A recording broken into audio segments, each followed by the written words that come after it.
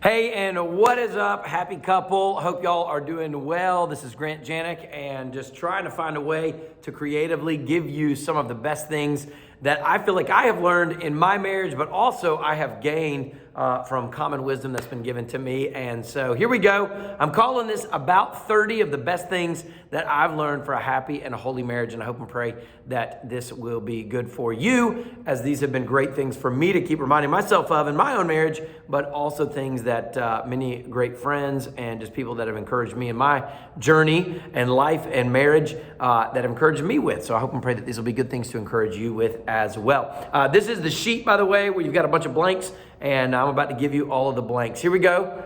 I hope you're ready, because we're going to jump right in. Thought number one of the best things is never fight without holding hands. And then always make sure whenever you fight with grace, mercy, and humility. I don't even like the word fight personally. I prefer conversations over fights. I prefer discussions over disagreements. So whatever you call them, that's fine. But just make sure that you're setting a tone of connection and love. This is actually an older couple in our church that gave us this idea. And I think it's just so good. What they say is when we hold hands, we remember, listen, first, we're connected. We are one. And then whatever differences we have to work out, we work them out in a like way. So I love that. Never fight or have conversations or discussions or disagreements without holding hands. And always make sure that you fight in such a way of grace, humility, and mercy. Always seeking for the best. I always like to say this: don't just go for a win-loss. This is Stephen Covey, Habits of an Effective Leader. Try not to go for a win-loss this way. Certainly you don't want to go for a loss-loss, but try to go for a win-win, or pull back the reins, hold back the reins, and go for a no deal. So if that's what you have to go for in that, but just make sure that you are always reminding yourself that you are connected no matter what. All right, next one is determine if this is a fix it or a feel it conversation. Sometimes my wife and I'll come to her with something and I'll say something to her, and then she might go thinking through, okay, well, here's what you can do to fix it. And I'm like, no, I just want you to feel it. So often it happens the other way, because we as men, we just want to fix things. She'll bring something to me, and it always helps when she prefaces the conversation with, hey, I just need you to feel this with me. I just need you to listen to this. I just need you to kind of feel this one with me. And that's always so helpful. So I give couples an encouragement. Determine, by asking this question, determine ahead of time, is this a fix it or a feel it conversation? So if you feel a conversation coming up, you might want to say, hey, wait, time out. Hey, let me know. You want me to just kind of feel this with you, or do you want me to help you fix it? And that will help conversations be steered into a right direction in a lot of ways. In marriage, I love this, is one that a groomsman gave me in my own marriage and wedding day. In marriage, selflessness is key. I've heard it said, you'll never find out how selfish you truly are until you get married. And that really is so true in so many ways. We are all selfish human beings, but in marriage, it is giving up of yourself for the betterment of one another and for each other. Next one right there. A great marriage is made up of two great givers and two great forgivers. It was actually, I think, Ruth Graham Bell, Billy Graham's wife, that had said this, that marriage is made up of two great givers. And I like to add on, she said two great forgivers. I like to add on two great givers. Once again, if you've ever done the handhold thing with me, remember that humility seeks to push the other one up. So it gives of itself, gives of themselves.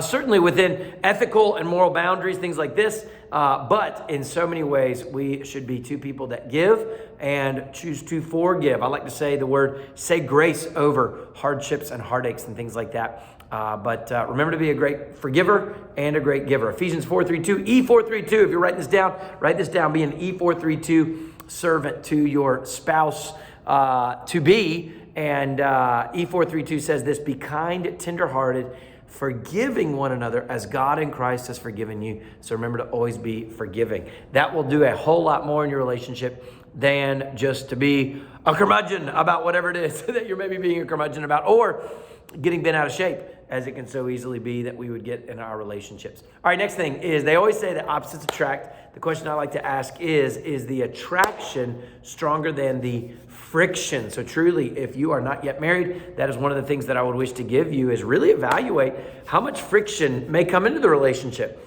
Maybe it's not, maybe it's none, maybe it's a lot. If it is a lot, can I tell you, getting married is not going to fix the friction.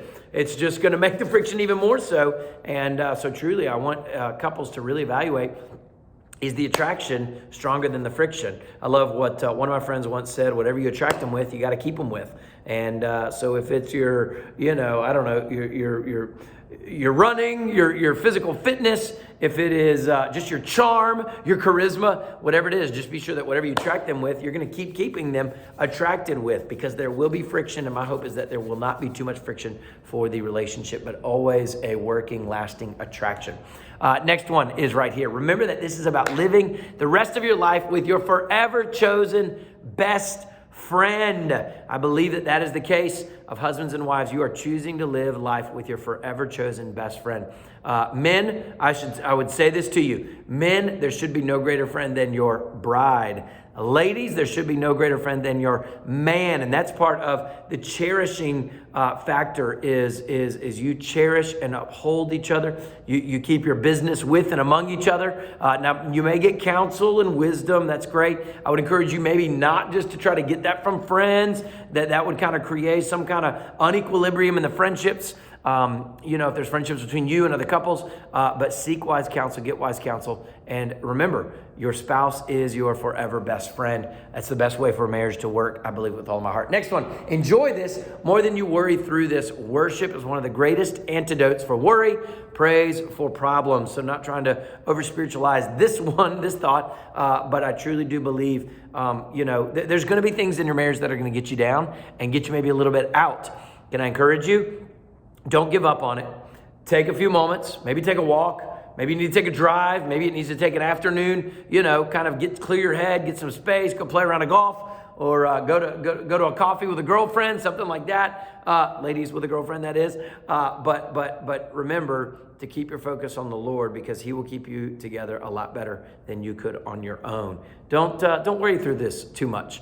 It's going to be great on the other side of this, as long as, again, that attraction is stronger than the friction that you're going through. I love this one. This is one of the best ones that I wish that my wife and I would have heard, is this: get into a healthy pattern of going to bed together at night. Get into the healthy pattern of going to bed together at night. That is just so key, so crucial. If we say they're two becoming one, it's we're sharing the same house, we're sharing the same dinner table, we're sharing the same finances. I hope that monies are gotten combined, things like that. But as two are becoming one, I do believe that going to bed together is such a healthy and a holy habit. And it's not to say because you're going to be, engaging in a little, rumble and tumble every night. No, it's not to say that. It's just the fact that you're synchronizing your time together. Maybe those can be some of the best, just open-minded, open-hearted, quality time conversations that can happen as you're going to bed together. Now, sprinkle in a lot of the fun and the joy otherwise as well. But can I just tell you, get into a healthy habit of going to bed together, and that will do your marriage a lot of wonders. I truly believe it. Learn to speak each other's love language fluently. And then I like to say this is the next one. Learn to speak each other's love language fluently at least once every AM and once every PM of every single day. And learn to thank the other person for speaking your love language, for speaking yours. And I just want to encourage y'all, the 5 love languages, that is something that I'm really big on. I think that we should speak all 5 of those languages, but do know that there's a primary give that you have, a natural, easy give that you love to give. And then there's also a primary, maybe even 1 or 2 primary, or a primary and a secondary love languages that you prefer for people to speak to you. I was just at a lunch literally today when I'm shooting this video, and it was our family and another family, and one of the kids from the other family got up and he came around and he just started giving back rubs to everyone. He gave me a back rub, and oh man, can I just tell you, there's nothing that makes me feel more alive than just someone rubbing my back or just giving me a pat on the back. It's the same with my own bride. Physical touch is what just makes me come alive and makes me feel so much appreciated. And, whenever my wife, when we're at church, sitting at church, whenever she reaches over, she just kind of puts her arm around me, or she grabs my hand. We were driving home from lunch just as I'm shooting this video, and she reached over and just kind of grabbed my hand. And there's just nothing that makes me feel more loved than to be touched in ways like that, because physical touch is just the way that my wife lets me. It's the way that I know that my wife loves me more than anything else. And so once again, if it's quality time, I don't know if I've told you this, but quality time is the one that my wife spends. The joke with me is I don't have enough time to be spending quality time. So what do I have to do? I have to make time for quality time for my bride. And can I just tell you, it's worth it. It usually looks like coffees on a Saturday morning on our front porch. It usually looks like when she's getting ready, I'll just go in and I kind of sit with her and just kind of spend some time talking through the day and things like that. And so just find creative ways to speak your other's love language fluently, and speak it for, I like to say, for at least 4 or more minutes every AM and every PM, and that will serve you and your marriage well. Here we go. Next one, just right here, is just like life. Marriage will have some unmet expectations. You've got to learn to keep on keeping on. I was actually, my wife and I have kind of been in some discussions about a certain cooking appliance, and I think it's going to be something that we're all going to laugh about one day, but I kind of want this certain one, and she wants this other one, and we're just trying to figure it out, and we're both just kind of like, we're set in our ways. We're both firstborns. By the way, that creates its own set of unique dynamic. But we're both just kind of set in our ways, and I want this, and she wants that, and we're trying to figure out what's going to be the best way that we go for a win-win in this, and kind of figure it out. But I was so funny as we were kind of having a heated conversation, better than a fight, right? Better than a disagreement. We were having a discussion, and I saw someone that was wearing, this was in Costco, a hoodie that simply just said, "It is what it is." And I just thought, my goodness, that perfectly sums up everything that I feel in this and all of my emotions. It just is what it is, and it is what it is, and it will be what it will be. All right, next thing so that's just the point. Sometimes marriage will have some unmet expectations. Beware of that. Next thing, I love this passage in Ephesians chapter 5, one of the most prominent passages where it talks to husbands and wives. And actually, before I even say anything on this, can I tell you, go check out Ephesians chapter 5. I think it's verse 21. It's right before this section in verse 22 to 25.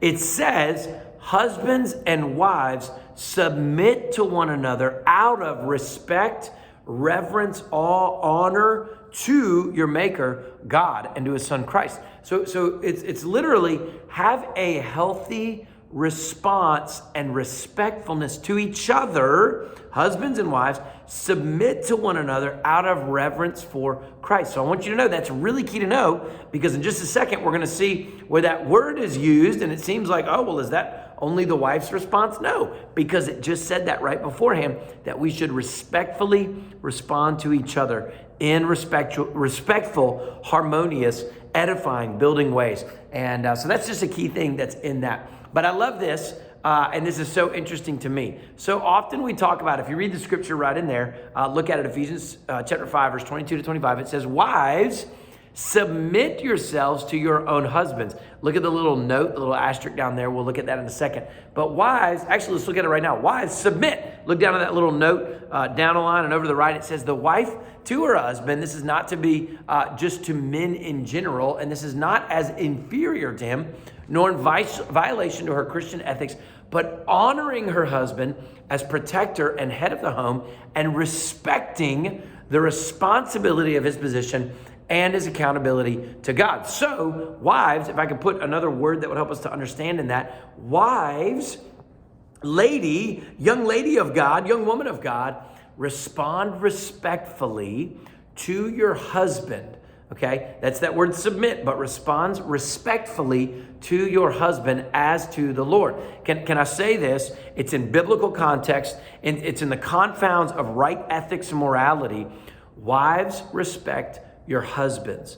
But can I say this? Husbands, don't go along living a life that is not worthy of being respected. In other words, I believe that there's an implied inclination, there's an implied aspect to this, that if wives are to respect and respond respectfully to their husbands, we must be respectable. We must be worthy of respect. Nowhere in the counsel of God does it say that we should go and to follow a leader that is not worth leading. That is not right. That is not true. And by the way, if a wife is to respond to the leadership of the husband as Christ is to do, or excuse me, as the church is to do to Christ, what makes sense in the same way. Husbands, we must be responsible and we must be respectful. We must be respectable, conducting our business in a respectable way, having relationships and friendships in respectful and respectable ways, honoring to God and also honoring to our bride. So I think that there's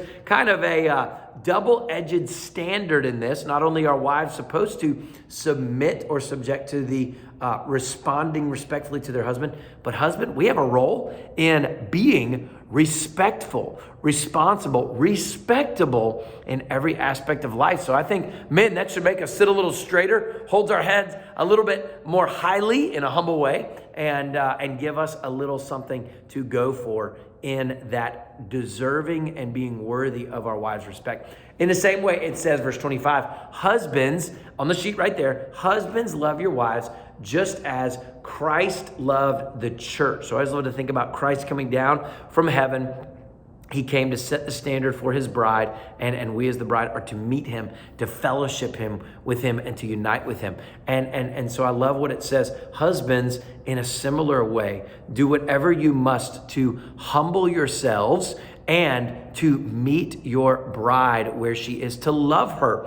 I love what it says in the Amplified translation with this word love. It says to unselfishly seek the best for. In a way, it's like coming and doing whatever is necessary to lift her up. And so husbands, love your wives as Christ did the church, lifted up the church. I think that the implied, so to say, double-edged aspect to this is husbands, love your wives. Wives, please know that your husband loves when you are lovely and lovable. Sometimes I know even myself, a bad attitude can make me pretty unlovable or unlovely at times. Keep a lovely attitude. Keep a lovely atmosphere. Keep a lovely aura in the household. I think it's implied. Wives, respect your husbands. Husbands, be respectable. Husbands, love your wives, doing whatever it takes.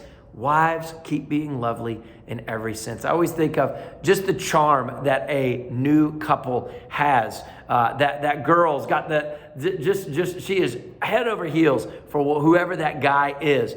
That guy, he just thinks, I have never seen someone so beautiful in all my life. And in that same way, keep that charm alive as you keep living respectfully and respectably, and as you keep living lovely and lovable. Now, that's not just for the man to only be respectable. That's obviously also for the woman to be respectable as well. And that's also not just for the woman to be lovely or lovable, but also, man of God, to be lovely and lovable as well to your bride. So just want to give some encouragement on that. To me, it's kind of like the unwritten code, the unwritten moral, the unwritten law that is there behind what is written there in Ephesians chapter 5. All right, let's go to the next one right here. Be careful not to over-spiritualize your relationship. This is just kind of something that's really interesting to me. Just like in Genesis, it's simple. Just use biblically guided wisdom.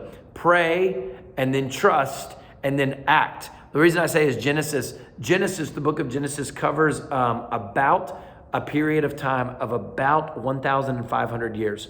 And it's all just simply summed up into one book that is about 50 chapters. And so what I would just say, that it blows my mind. I think, man, Lord, how much more could you have written about? How many more great miracles were there of Christ that we don't see about? The book of John even talks about there was much more that Christ did, but if we were to write about all of it, it wouldn't even be able to be held in all the books and all of the libraries of all of the world. And so I just think about it, don't go too far down the line. But no, take simple acts of faith, take simple steps of obedience, accept biblically guided wisdom, and just continue to make steps forward. And then if I can just say this, worship while you work, worship while you live, worship while you work through the worries and walk through the worries and the heartaches. And so we'll just give you that encouragement. Don't over spiritualize it. It's probably going to be okay. In fact, one of the things that I like to say is time and space and forgiveness can heal almost anything. I want you to write that out just kind of under this one. Time and space and forgiveness can heal just about anything. So I hope and pray that that will be the case in your relationship as well. All right, here we go. Next one, determine to never use the D word. Determine to never use the D word. That is DIVORCE. Don't threaten it. Don't even bring it up. Don't hint at it. Stay away from. I believe that a biblically grounded marriage, which is the kind of marriage that I've been wanting to build with y'all, a biblically grounded marriage they stay away from those. So I'd love to encourage you with that. All right, next one. I love this one, and I attribute this one to my wife in a lot of ways. Words have power. Okay, no negative waves. Be careful that you don't speak something into existence. My wife would always say this as we were raising our children when they were real young. Don't speak something into existence. So for instance, we try to hold a strict line of a yes, be yes, and let your no be no, and don't leave room for gray area in between that.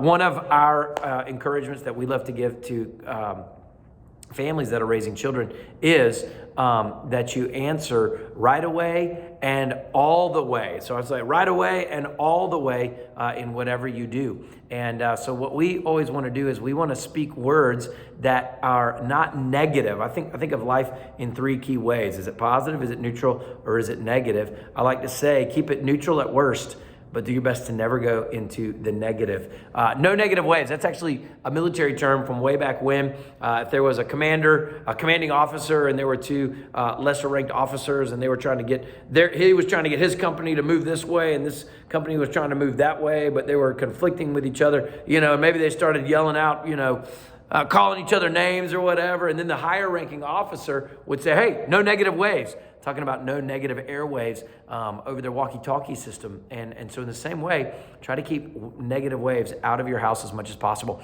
This reminds me of another thing that I love to speak about is one of my favorite books. It's a book that we give to parents of teenagers, and it's called Alongside. And it just simply asks this question. Drew Hill is his name.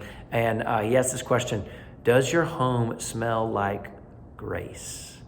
And I love that thought. I love that idea. Does your home smell like grace? Because you can tell when a home is filled with grace rather than just justice and judgment all the time. When a home is filled with grace, it changes everything. And my hope and my prayer is that your conversation would be filled with grace and that your home would just the same. Here we go. Your words matter. The next one. They shape worlds. Say it only if it's true, kind, and necessary or helpful. Say it only if it's true, kind, and necessary or helpful. This is actually a family that I know and have known and gotten to know recently, and I love this. It's kind of like their family mantra. We only say things if it's true, if it's kind, and if it's necessary. And I think that that's a good filter for all of us to use in our workplaces, in our homes, with our family, with our friends. Is it true? Okay, should I say it? Okay, it's true. Is it kind? Yeah, it is. It is kind of kind. It would be kind in the end, but is it helpful or is it necessary? If it doesn't meet one of those criteria, I would encourage you to think, do you really have to say it or do you need to say it? So that'd be encouragement there. All right, next thing right here. Don't just settle for saying the easy things in the relationship. Be willing to say the hard things in a respectful, positive, or neutral way at worst. Say the hard things in a respectful way, because I really believe that's where the good stuff comes out. I really believe it's only after you get through the hard things that you can get to the great things. And so would love to encourage you, be bold to speak truthful, loving, kind, and necessary or helpful words, but say them in a kind and respectful way. And truly, I believe it's on the other side of the hard stuff that you get to the great stuff in your marriage. God's love triangle, just kind of complete the triangle there. There's husband. I'm going to show you two corners. There's husband, there's wife, and then up at the top, there should always be God. And so naturally, as you grow closer to God, you're going to grow even more closely to each other, spiritually speaking, and in so many other ways. Love that analogy. So much that I could say about that, but a great picture to keep in your marriage. All right, the next one right here is the best question that you can ever learn to ask is, how can I serve you? In other words, what can I do for you? How can I better your day? How can I better any and all situations And so would love to just encourage you, get into the holy habit of, hey, what can I do for you? Hey, how can I help you? How can I serve you? And here's what I want to challenge you to outdo one another. I always like to say this: don't keep a scoreboard. Don't keep like, his and her scoreboard. Like, well, my score is always better than yours because I've done more chores than you, and I took out the trash for 3 weeks in a row. But if you do keep score, make sure that the other one's score is better than yours. So don't try to seek to keep your score higher than the other person's, but always seek to keep the other person's score better than yours. And this is how you can do this. You can always go out of your way. I dare you, I challenge you, 4 or more times a day. Maybe it won't be able to be that much, but at least one time or more, 1 or more times a day, just ask the other way. Go ask the other person, go out of your way to say, hey, what can I do for you? Hey, how can I serve you? Hey, how can I make your day better? Maybe it's a back massage. Maybe it's a foot rub. Maybe it's going and drawing a bubble bath for your sweetie. Maybe it's doing the dishes without even being asked. Maybe it's, you're seeing that something could cheer their day up and going out of your way to go to the store and grab them something just to make their day better. How can I serve you? I think one of the most powerful questions that we can ask in our marriages. And I love this aspect too. This is biblical. This is Christ. He said, I didn't come to planet Earth to see how the world would serve me, but I came to serve. So guess what? When you're doing this, you're being like our leader, Jesus, when you do that. And I truly believe, man, you want to have a hot, sizzling, awesome, God-honoring marriage? Learn to be a champion servant, and that will set you up for the greatest win possible. All right, the next thing that I would say is the best thing that you can learn to say is, I'm sorry, I was wrong. I'm sorry, I was wrong. And we're going to talk about that in a little bit more when it talks about the 5 A's of conflict. But I'm sorry, I was wrong could be one of the most powerful things you could learn to say in your relationship. All right, here we go. You are going to have to figure out the balance of family, holidays, where to live, saving versus spending, discipline, child raising, all of those things. By the way, on the disciplined child raising thing, can I just say, if I haven't already said to you, I truly believe, get a dog before you get a kid. Hey, if it's whenever you get married, I'd encourage you, try to wait at least 1, maybe 2, 3, 4 years. Don't feel like you have to go too far after that, but at least 1 year, and just be you two. Just be you two together. And I believe that God will really help you grow even closer together if you can hold out for that kid. But if you can't, or if baby comes from the honeymoon, however that may be, enjoy what God gives you. But I do encourage, get a dog before you get a kid. Here's been the 3 biggest advantages that we've seen with having a dog. We had a dog. Our dog was named Chaco, and we had her before we had our first of our 3 kids. And here's what we found. First of all, that dog will clean up so many messes that your baby will one day make. Cheerios all over the place, green beans splattered on the floor. That dog is there, and that dog is going to be worth its weight in gold just picking up and helping you not have to clean up all the mess off of your floor. So that's one thing. 2, there's just beautiful companionship that happens between a child and a dog. I remember there were so many cases, sometimes I'd be out on events, things like that, and that dog would be a great guard dog for our home and our family. Another thing is that I'd say number 3, you're going to get a bonus one on this. Number 3 is learning to give care and nurture and protection and providing for a dog is actually going to be great practice for when your kid comes. So I want to encourage you in that. And maybe you could say, well, is it a dog? Is it a cat? It could be either. It could be a cat or a dog. I just love a dog because I'm a dog guy. And that's how I would say that. But truly, I do believe you will learn to be a better parent. And it's better to practice on a dog than it is a human being. You will learn to be a better parent just by having and raising that dog. Truly, what having a dog taught us was who's kind of the one that has to be a little bit more heavy-handed. It was me, versus who's the one that's all cuddly, lovey-dovey, which is my bride. And so that'll teach you a lot of good things. But then the last bonus one that I'll give you, the bonus thing was our dog Chaco passed away when our kids were about about 11, 9, and about 7. And so when our kids were younger, they saw firsthand what it was to walk through loss. And I'm so grateful that they learned that lesson first from losing a family animal, family pet. Hated that had to happen. We loved Chaco so dearly. She was our oldest kid that we had for the longest, so to say. And but I was so glad that our kids learned that lesson and walked through, because they saw their daddy become a mess, because I loved that dog. I love that dog so much. But as we grew beyond that, as we grew back to become stronger on the other side of that, it was so good that lesson got learned with our family pet, rather than having to make them suddenly walk through that with a family member or a friend. And so just some keys and aspects to that. But I'm just wanting you to know there's gonna be a lot that y'all are gonna have to figure out in this line right now that we're working on, a lot to figure out. Okay, next one right here. There's two sides to this. Yes, dear. Okay, yes, dear is not just supposed to go from the husband to the wife. It should go both ways. It should not just be a happy wife is a happy life. I believe with all of my heart, it should be a happy husband plus a happy wife equals a happy life. And then there's not just a queen of the household. I don't believe in this queen of the home theology. I believe that there should be a king and a queen. And I think that they should work in tandem. They should work together. Man of God, I do believe it's our role, our part, to take lead in the major decisions of life. And, with our wife's support, with our wife's input. But man of God, we should be the ones that are ready to make a decision. Now, does that mean you make every single decision? No. Sometimes, you need to lean on your wife to make the decision, but man of God, I think with good counsel, making the decision together, but being someone that would lead you to make that decision, that's got to be our role, primarily men, man of God, as we see it. So I want you to know, I don't subscribe to a happy wife as a happy life theology. I believe that it should be a happy husband plus a happy wife equals a happy life. And so I hope and pray that that will be the case in your house and home as well. All right, listen to this. Your marriage is an investment. The more you put into it, the more you will get out of it. I truly believe that. Your marriage is an investment. The more you put in, the more you get out of it. So if you get a chance to go to some marriage retreat weekends, seminars, classes, I know in our church right now we're running a 1-year, first year or newlywed year class. And you can kind of jump into it whenever in the year. Let's say you jump in November, you'll be done by the next November. And in that class, they've got a 1-year class of just giving enrichments and encouragements for couples to be able to learn and to walk away with. And so keep investing into your marriage. That's what I would give you in that.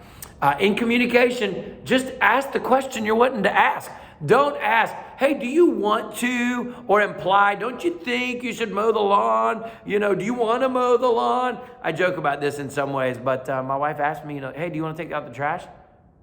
No, I really don't want to take out the trash would be my honest answer. But if she asks me, I tell my wife this all the time, I'll do whatever you ask me to, but ask me. Please don't just, imply it or just kind of, brush it off as, some kind of, oh, well, this might be a great idea, And then the other thing I like to say is just ask the question, ask it politely. Please throw a please in there, please throw a thank you in there. Throw a little sweet talk in there if you want to, have a little fun with it maybe. But always also give a deadline, a healthy deadline. So my wife will ask me, hey, Grant, can you clean the garage? Sure. In the next month, I'll clean the garage, but if she says, hey, Grant, if you don't mind, there's some people coming over this weekend on Sunday, or my family's coming in on Friday. Would you mind cleaning up the garage before then? Yeah, sure. I'll get that done.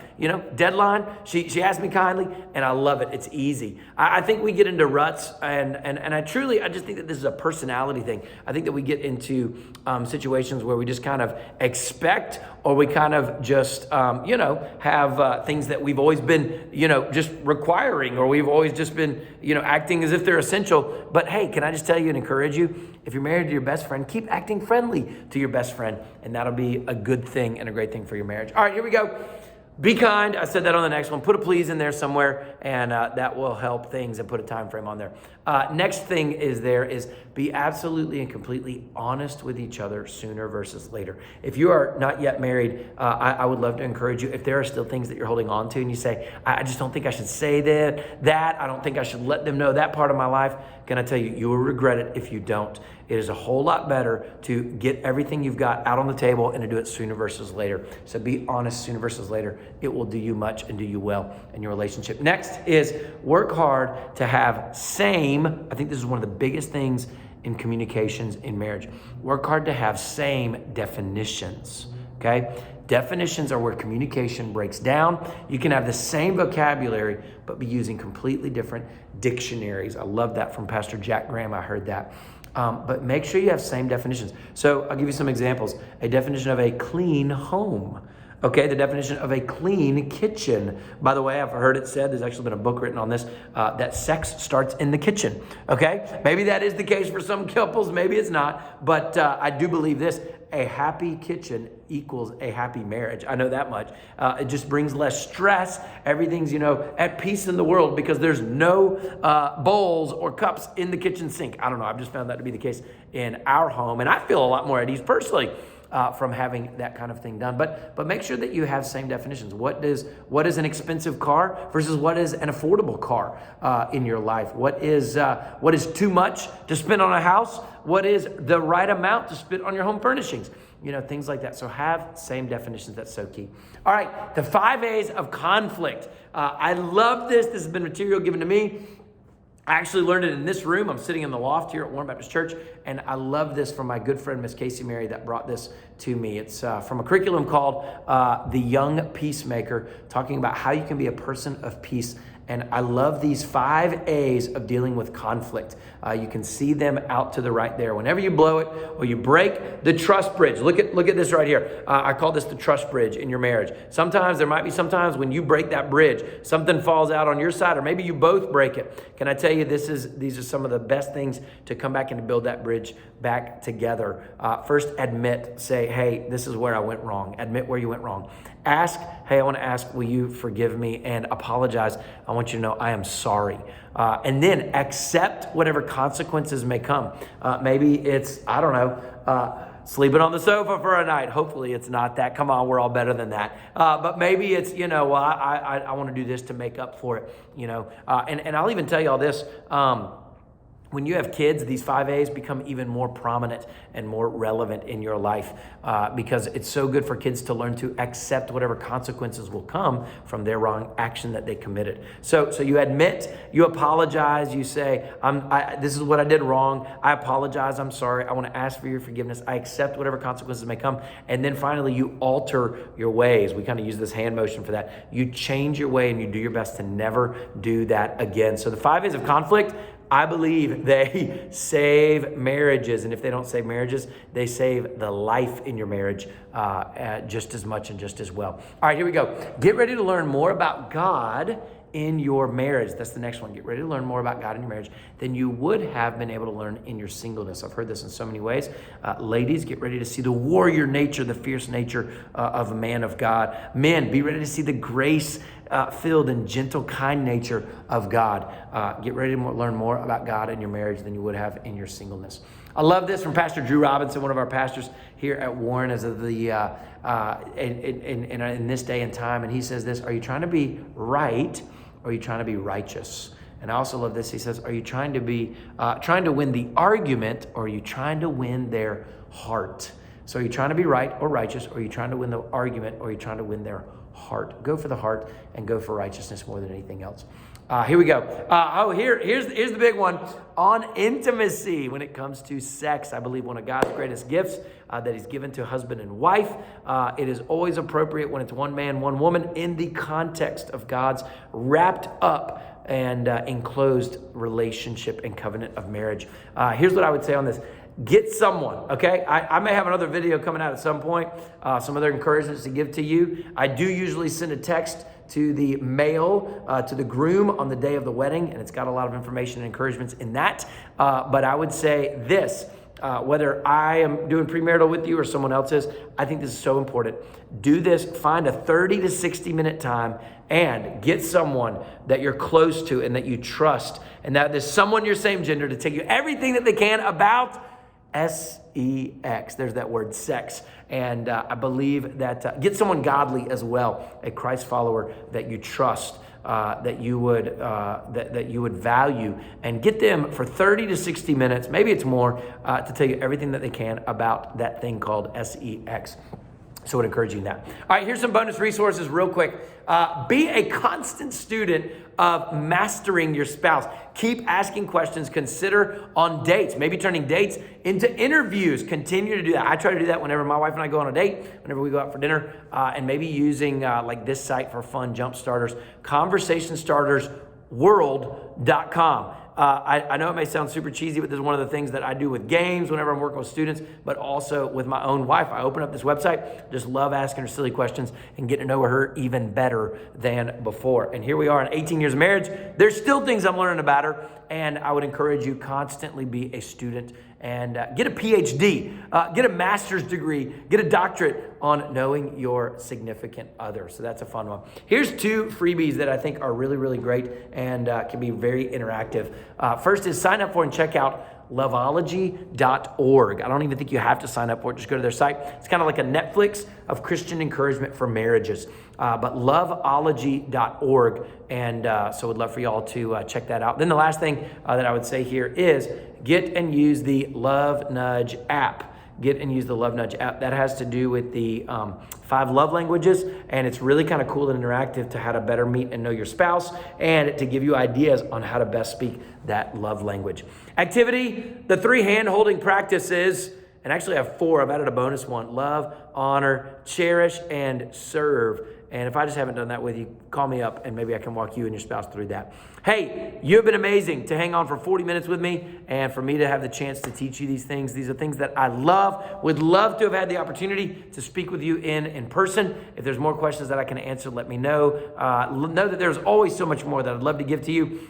If you get a chance, maybe check out, if I haven't sent it to you, my link tree. On my link tree, I've got all kinds of extra added, more bonus material that is on there regarding marriage matters, relationship matters, parenting matters, faith matters, all that kind of stuff. Would love to encourage you to go check that out, or just hit me up via text. I'd always love to reconnect with you and catch back up with you in person if the chance allows. Know that I'm for you. I'm cheering you on. And oh, hey, what better way than to end this whole segment? And I'll give you one last best thing.